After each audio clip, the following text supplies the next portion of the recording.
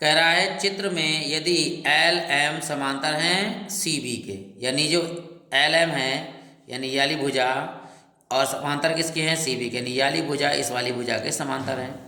और L N यानी याली भुजा जो है वो सी डी यानी इस वाली भुजा के समांतर है।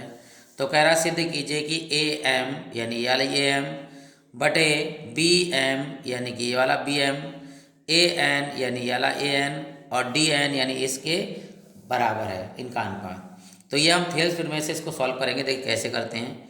तो ये तो हमें सिद्ध करना है, तो सबसे पहले हम लिखते हैं सिद्ध करना है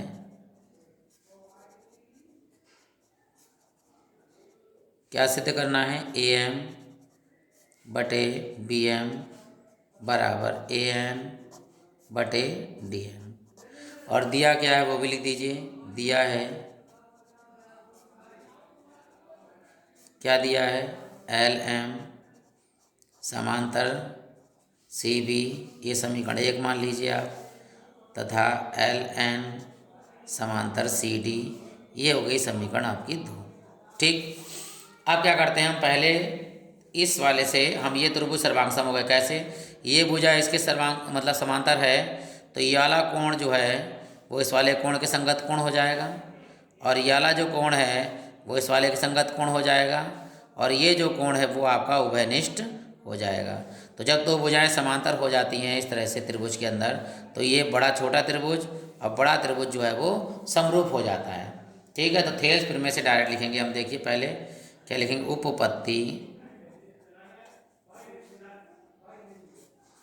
त्रिभुज ए एल एम, त्रिभुज ए एल एम समरूप हैं त्रिभुज बड़े वाले के ए सी बी, ए सी बी। ये किस नियम से होंगे, एंगल एंगल एंगल, यानी तीनों एंगल बराबर हैं और ये भुजा क्योंकि समांतर है, ये इसके संगत हो गई, ये इसके संगत हो गई, ये उभयनिष्ठ हो गए।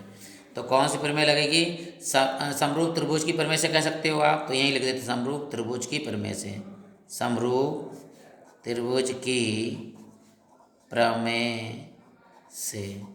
ठीक है, क्यों, क्योंकि एल एम समांतर है सी बी के। ठीक, अब क्या होता है देखिए, ये वाली भुजा यानी कि ए एम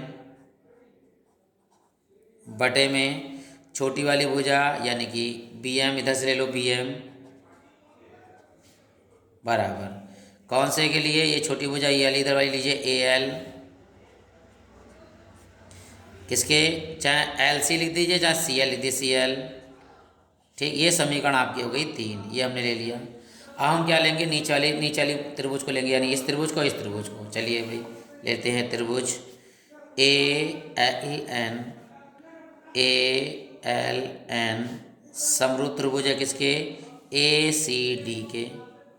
ठीक है, त्रिभुज ए सी डी, ये भी किस नियम से है, एंगल एंगल एंगल से।